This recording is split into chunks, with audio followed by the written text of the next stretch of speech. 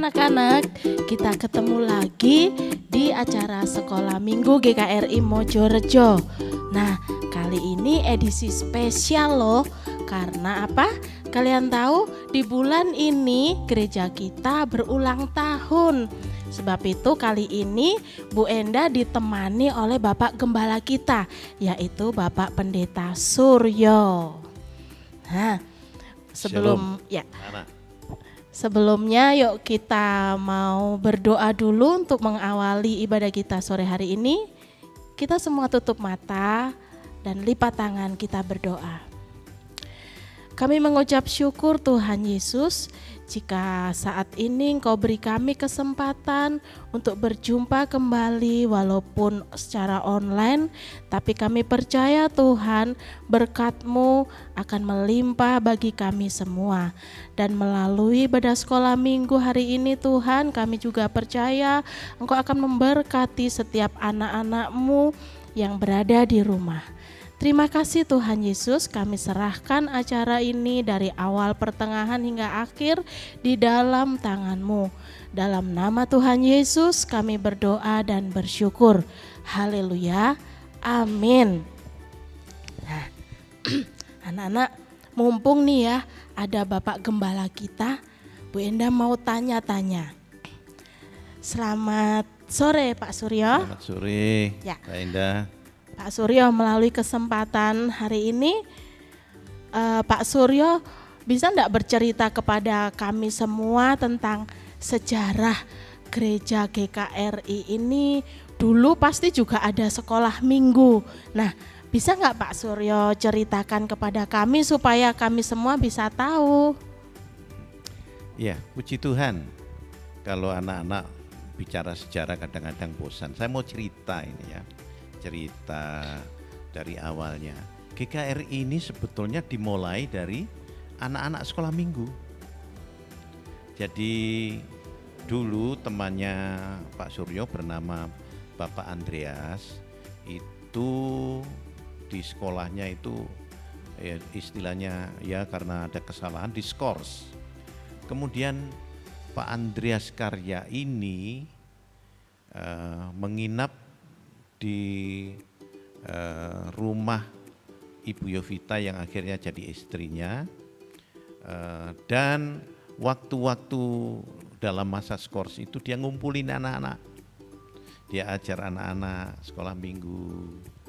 Kemudian dia setelah ngajar ngumpulin anak-anak, orang tuanya juga diajak bersama gitu loh. Kemudian saya membantu pelayanan Bapak Andreas Karya ini, karena Bapak Andreas ini sekelas saya sekolah di I3 itu, di Batu itu. Kemudian 1 tahun setelah saya temani, tahu-tahu Pak Andreas Karya itu dipanggil Tuhan. Nah, saya akhirnya yang meneruskan pelayanan itu. Jadi waktu itu ada 3 keluarga. Ya, saya masih ingat keluarga Putri almarhum, keluarga Ibu Yovita yang ditinggalkan Pak Andreas itu, dan keluarga Bapak Ahmad. Nah, ini mereka punya anak-anak, ya, mereka sekolah minggu, dan akhirnya ada persekutuan ketiga keluarga ini, orang tuanya bersekutu. Kemudian akhirnya ketika Pak Andreas dipanggil Tuhan, saya teruskan pelayanan itu, baik pelayanan anak-anak maupun pelayanan orang tua. Saya teruskan dari persekutuan menjadi jemaat. Waktu itu belum ada guru-guru sekolah minggu seperti yang sekarang. Bu Endah ini ya Pak Ibu Suryo ngajar sekolah minggu.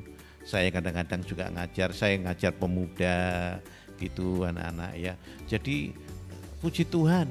Jadi gereja GKRI yang sekarang sudah berkembang, sudah punya jemaat lebih dari 50 keluarga, itu awalnya dari sekolah minggu yang setia, jadi terus akhirnya menjadi jemaat. Nah, anak-anak seharusnya juga setia ya, setia dimanapun beribadah, anak-anak boleh setia. Jadi terus itu ada tantangan-tantangan untuk menjadi gereja itu banyak tantangan, baik dari masyarakat, baik dari ini. Tapi Pak Suryo ini puji Tuhan tidak menyerah. Akhirnya suatu hari ketika itu kami berbakti di depot, namanya Depot Kertoroso. Nah, depot itu sekarang sudah nggak ada. Sekarang ganti namanya Bakso Mercon. Jadi ada di dekat situ, lokasinya itu Bakso Mercon namanya.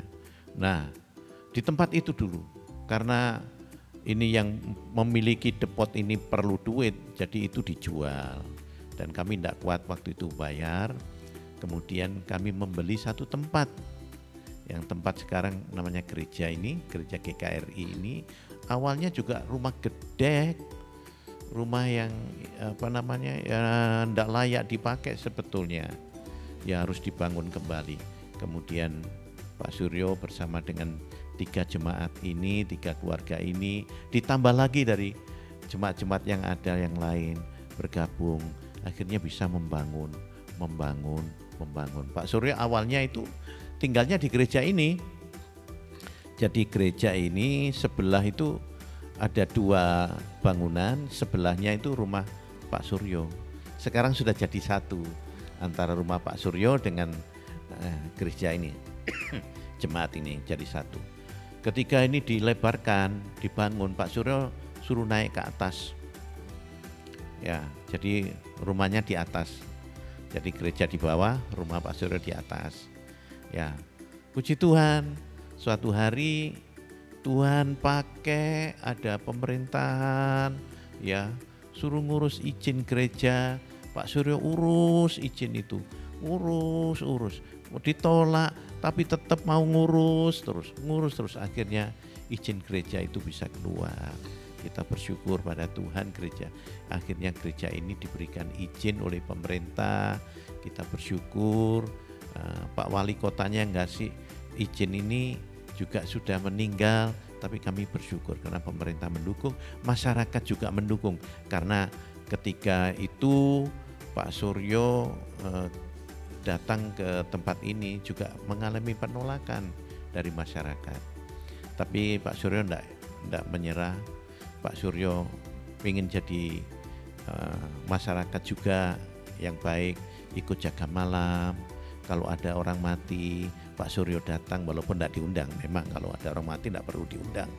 Kalau diundang mantenan, Pak Suryo juga datang. Terus jadi masyarakat, bergaul dengan masyarakat, bermasyarakat baik. Akhirnya masyarakat juga menerima dan masyarakat mendukung adanya gereja di sini. Berdirilah gereja GKRI yang sekarang bisa berbakti, ya, setiap minggu berbakti. Ada persekutuan, ada anak-anak sekolah minggu yang memang sekarang sedang pandemi corona ya, anak-anak ya, jadi nggak bisa bertemu ya dengan teman-teman seperti itu. Tapi kan kita bisa online seperti ini, kita bisa, sehingga gereja ini terus bertumbuh. Sekarang banyak dari sekolah minggu itu sudah jadi hamba-hamba Tuhan. Ada yang melayani di Bandung, ada yang melayani di Balikpapan, ada yang pindah tempat tapi masih ingat dengan gereja kita, ada yang di Jakarta, ya, ada yang di mana lagi, banyak. Ada yang sampai ke luar negeri. Puji Tuhan, ya. Jadi terus gereja ini terus besar, bertambah. Tuhan memberkati gereja ini. Kira-kira itu Mbak Indah sejarahnya. Nah, Pak Suryo, kalau boleh tahu nih, kira-kira awal berdirinya gereja kita ini tahun berapa ya Pak? Ya, kalau dikatakan awalnya itu 1984. Itu awal mulai kita merintis gereja kita ini. Tapi gereja ini dijemaatkan tahun 1990. Jadi kalau dihitung dari awal sekali, maka ulang tahun gereja kita ini sudah 37 tahun. Jadi puji Tuhan, Tuhan memberi kesempatan kepada saya sebagai gembala ini sudah 37 tahun untuk mengembalakan dari awal sampai sekarang ini. Gitu Bu Enda. Ya, puji Tuhan. Wah, luar biasa ya anak-anak. Kita juga harus belajar loh dari Bapak Gembala kita. Jadi dari cerita tadi kita juga harus belajar bahwa kita juga harus bertekun, harus setia. Sekarang kita masih kecil, kita harus rajin ke sekolah minggu. Dan suatu saat nanti kita juga akan menjadi hamba-hamba Tuhan yang besar, yang bisa melayani di mana-mana. Tapi jangan lupa kita dibesarkan di GKRI Mojorejo. Baik anak-anak, itu tadi cerita tentang sejarah gereja kita. Nah sekarang kita akan dengarkan satu lagu pujian dari teman-teman kita.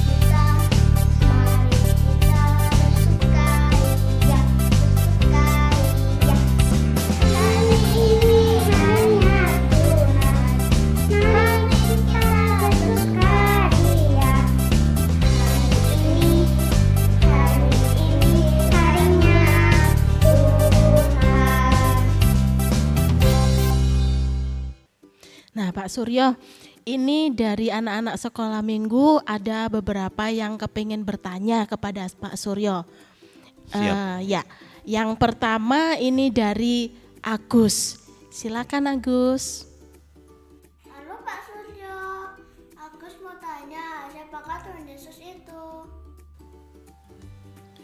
Oke, pertanyaannya luar biasa, mantap ini. Siapakah Tuhan Yesus? Wah, ini merupakan pertanyaan sebetulnya pertanyaan yang harus kita jawab kalau di sekolah teologi ya, sekolah Alkitab, itu kita belajar kira-kira 1 semester lebih itu. Tapi setiap hari kita harus mengenal Tuhan Yesus itu. Siapakah Tuhan Yesus itu? Namun anak-anak ya Pak Suryo jelaskan sesuai dengan anak-anak ya. Anak-anak tahu itu Tuhan Yesus adalah Tuhan. Jadi Tuhan Yesus itu Tuhan dan manusia yang sejati. Jadi dia adalah Allah. Kenapa kok tahu Pak Suryo bahwa dia adalah Allah? Iya, karena dia itu, kita ini sebagai orang percaya, kita itu percaya Allah Tritunggal. Tri artinya 3. Nah, 3 itu Allah Bapa, Allah Putra yaitu Tuhan Yesus, dan Allah Roh Kudus. Jadi kita percaya bahwa Allah itu 1 tapi 3, 3 tapi 1. Nah, ini namanya Trinitas atau Tritunggal. Ya, itu anak-anak ya. Jadi Tuhan Yesus itu Allah yang diutus oleh Bapa untuk kita semuanya, untuk menebus dosa kita. Loh, kenapa sih kok kita ini orang berdosa? Iya. Nah, kalau kita pernah membaca Alkitab, pada awalnya itu manusia itu Adam dan Hawa itu mulai berdosa. Mulai melawan Allah sehingga jatuh dalam dosa. Nah, ketika manusia jatuh dalam dosa, tapi Allah itu tetap mengasihi manusia. Allah tetap cinta kepada manusia itu. Dan akhirnya Allah mengutus anaknya. Maka mungkin anak-anak pernah dengar itu kalau Natal ya, ada satu ayat yang sering dibaca, Yohanes 3 ayat 16. Karena begitu besar kasih Allah akan dunia ini, sehingga diberikan anaknya yang tunggal. Siapa anak-anak? Tuhan Yesus. Supaya barang siapa yang percaya kepadanya tidak binasa, melainkan beroleh hidup yang kekal. Nah, itu anak-anak ya. Sehingga Tuhan Yesus itu diutus oleh Bapa untuk menyelamatkan kita manusia.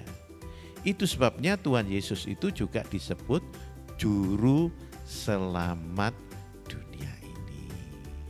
Di dunia di bawah kolong langit ini ada satu nama yang sebagai juru selamat dunia, yaitu Tuhan Yesus Kristus. Nah, puji Tuhan, anak-anak sudah mulai mengenal Tuhan Yesus, sudah mulai percaya sama Tuhan Yesus. Nah, menerima Tuhan Yesus dalam hidupnya. Nah, anak-anak ya, bersyukur pada Tuhan, karena kalau anak-anak percaya sama Tuhan Yesus mendapat hidup yang kekal. Artinya begini anak-anak, kalau nanti mati kita bersama dengan Tuhan Yesus. Tuhan Yesus di mana?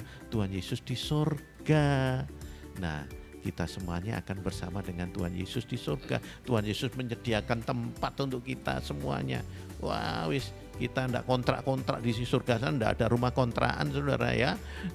Disediakan tempat oleh Tuhan Yesus karena kita percaya sama Tuhan Yesus. Jadi Tuhan Yesus adalah Tuhan, dia adalah Allah, tapi dia juga adalah manusia yang pernah datang di dalam dunia ini. Begitu Bu Endah mungkin ya. Oh iya. Kalau gitu boleh enggak saya nyambung pertanyaannya Agus tadi. Ya. Nah, kenapa sih Pak Suryo kita itu kalau berdoa itu selalu dalam nama Tuhan Yesus? Kenapa kok enggak nama yang lain gitu loh? Iya betul. Memang Tuhan Yesus mengajarkan supaya kita berdoa di dalam nama Tuhan Yesus. Itu sebabnya kalau mau amin doa itu dalam nama Tuhan Yesus kami berdoa atau saya berdoa, amin. Ya, itu ajaran daripada Tuhan Yesus. Dan Tuhan Yesus itu Allah Bapa itu mengenal Tuhan Yesus. Jadi kalau kita berdoa dalam nama Tuhan Yesus, ya itu berkenan kepada Allah Bapa di surga. Nah, Tuhan Yesus sendiri juga mengajar kepada murid-muridnya, kalau berdoa kamu Bapa kami yang ada di surga. Jadi menyebut Allah itu Bapa ya. Jadi Tuhan Yesus dan Bapa itu begitu satu ya, satu kesatuan, sehingga itu doa itu akan dijawab oleh Tuhan ya, dengan dalam nama Tuhan Yesus akan dijawab oleh Tuhan. Begitu Bu Endah. Oh, Ya. berarti nama Tuhan Yesus itu nama yang berkuasa ya. Nama berkuasa. Ada kuasanya ya. Benar itu. Ya. Nah, sekarang ini ada satu lagi nih Pak Suryo yang mau bertanya kepada Pak Suryo, yaitu dari Jevon. Silakan Jevon. Saya mau tanya, kenapa kita harus berdoa setiap hari? Oke Jevon, kenapa kita harus berdoa setiap hari? Jevon, doa itu seperti nafas kita, ya. Jadi kita kan setiap hari bernafas. Kalau kita tidak bernafas, kita, ya, akhirnya bisa hidup, ya. Orang hidup harus bernafas. Jadi doa adalah nafas hidup kita. Kita mesti berdoa, ya, kepada Tuhan. Paling tidak bersyukur. Kalau kita makan, Tuhan Yesus, saya bersyukur untuk makanan ini. Amin. Itu sudah doa. Mau minum juga demikian. Tuhan Yesus, saya mau minum. Terima kasih Tuhan. Saya berdoa dalam nama Tuhan Yesus. Amin. Nah, gitu ya. Jadi setiap hari kita berdoa. Bangun tidur kita berdoa. Terima kasih Tuhan.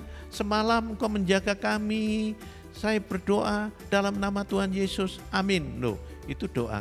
Jadi doa enggak perlu panjang-panjang ya anak-anak, doa pendek-pendek aja kan anak-anak ya. Mau tidur juga berdoa, bangun tidur berdoa. Kalau mau tidur, Tuhan tolong jaga kami ya Tuhan, tolong lindungi kami dalam nama Tuhan Yesus, amin gitu ya. Jadi yang penting setiap hari kita berdoa, bahkan bukan hanya setiap hari, setiap waktu kita bernafas itu kita juga berdoa. Jevon, itu ya Jevon ya, puji Tuhan ya. Ya, terima kasih Pak Suryo. Nah, anak-anak itu tadi ya, berarti kita juga harus rajin berdoa. Supaya apa? Iman kita terus bertumbuh seperti kita manusia yang bisa hidup kalau kita bernafas. Oke, terima kasih Jevon, terima kasih Agus buat pertanyaannya.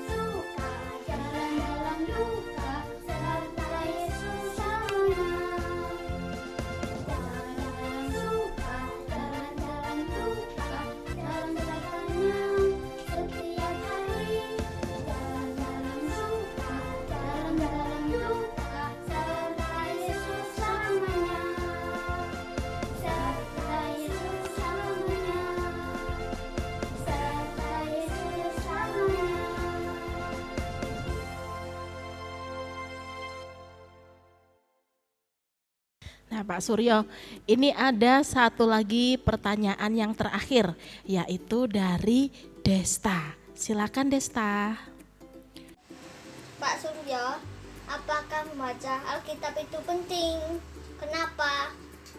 Ya, Desta, kamu bertanya apakah membaca Alkitab itu penting? Kenapa? Ya. Baik Desta, tadi saya menjawab pertanyaan Devon, apakah berdoa itu penting setiap hari? Ya, doa adalah nafas. Nah sekarang membaca Alkitab itu adalah makanan kita, ya, makanan rohani kita.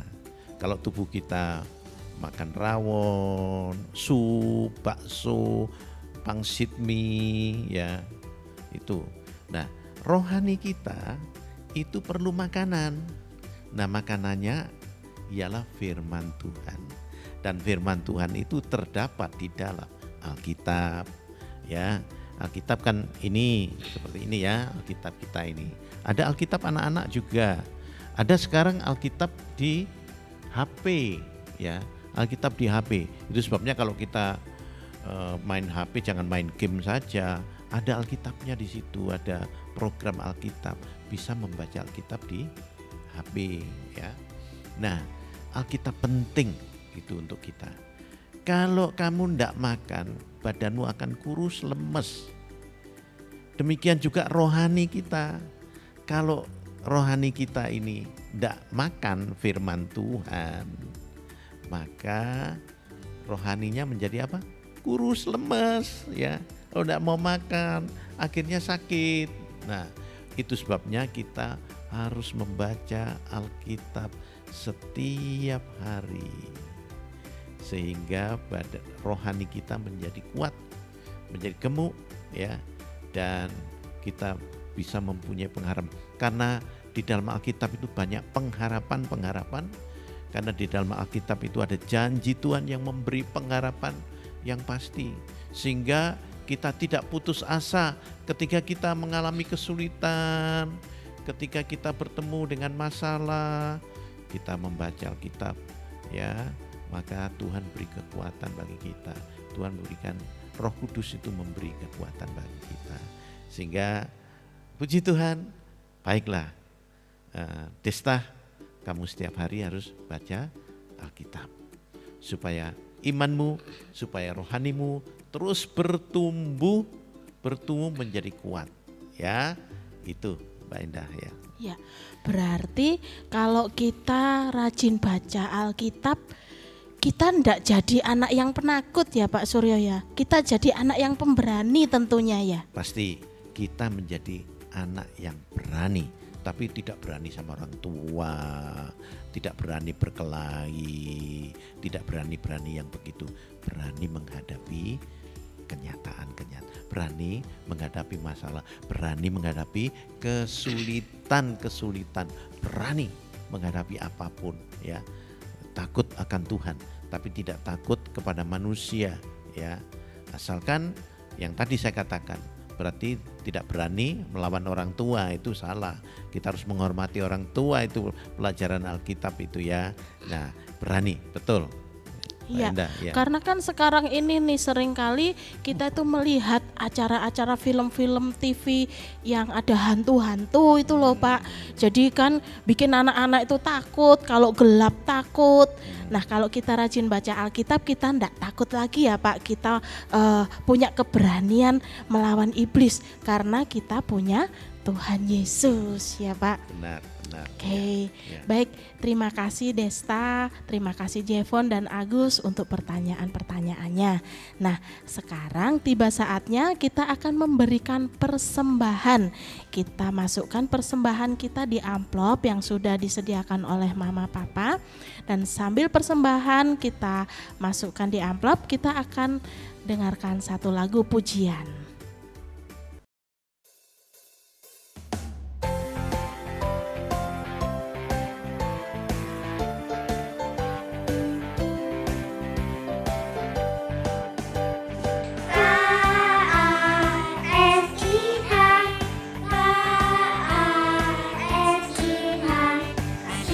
Kasih,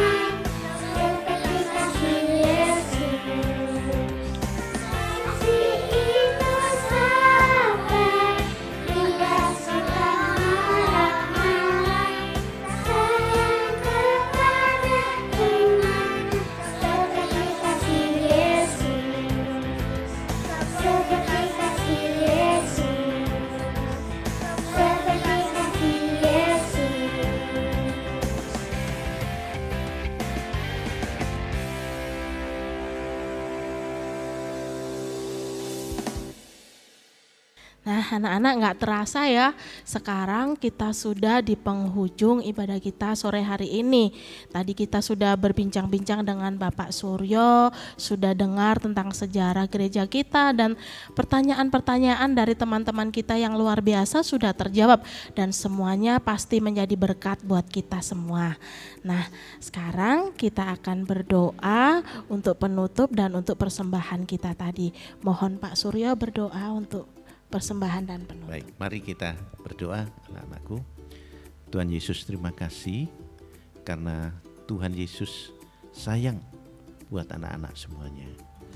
Kami berdoa untuk persembahan yang terkumpul, biarlah menjadi berkat buat gerejamu, juga khususnya buat pelayanan anak-anak sekolah minggu. Tuhan, terima kasih, kami berdoa dimanapun anak-anakmu berada, mohon berkat-Mu ya Tuhan. Berikan kepandaian, kecerdasan buat mereka semuanya ya Tuhan. Terima kasih Tuhan, kami doakan orang tua supaya juga mereka sehat kuat, juga anak-anak sehat kuat ya Tuhan pada masa-masa pandemi corona ini. Terima kasih Bapa, kiranya Tuhan, damai sejahtera Tuhan selalu menyertai kami semuanya. Di dalam nama Tuhan kami Yesus Kristus kami berdoa, haleluya, amin. Amin, terima kasih Pak Suryo. Nah anak-anak, sampai jumpa lagi minggu depan. Jangan lupa minggu depan kita ketemu dalam acara Zoom meeting bersama Ibu Titus.